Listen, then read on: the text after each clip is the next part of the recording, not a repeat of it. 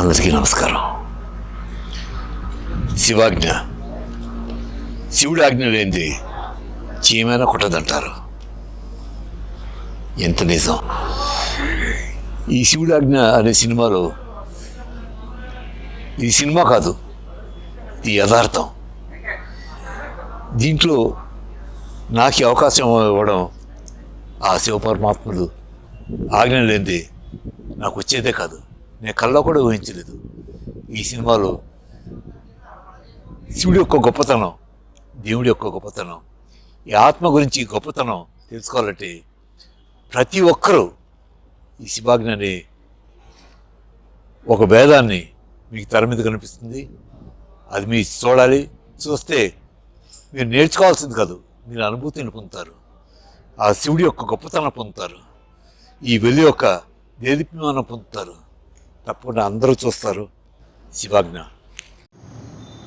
అందరికీ నమస్కారం. నా పేరు డాక్టర్ వెంకట్ కోవాడ.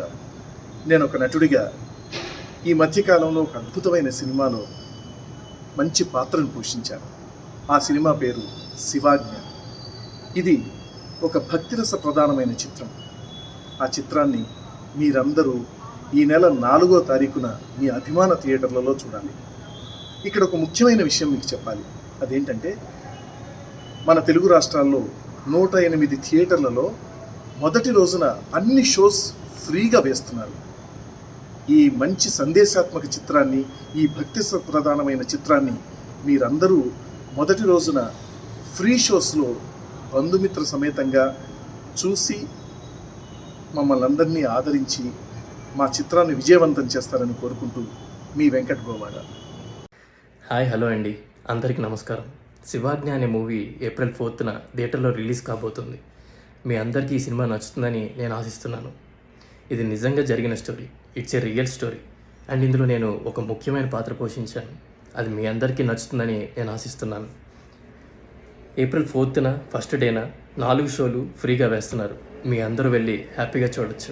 అందరికీ నమస్కారం, నేను మీ లక్ష్మి. ఏప్రిల్ 4th రోజు శివాజ్ఞ అనే మూవీ రిలీజ్ అవబోతుంది. సో ఆ మూవీ ఫస్ట్ డే 4 షోస్ అన్ని ఫ్రీ అండి. ఎవరైతే చూడాలనుకుంటున్నారో ప్లీజ్ వెళ్ళి చూడండి. అండ్ ఆ మూవీలో నేను ఒక క్యారెక్టర్ ప్లే చేశాను. సో ఎవరైతే మూవీ చూడాలనుకుంటున్నారో కాదు, అందరూ చూడాలి మూవీని.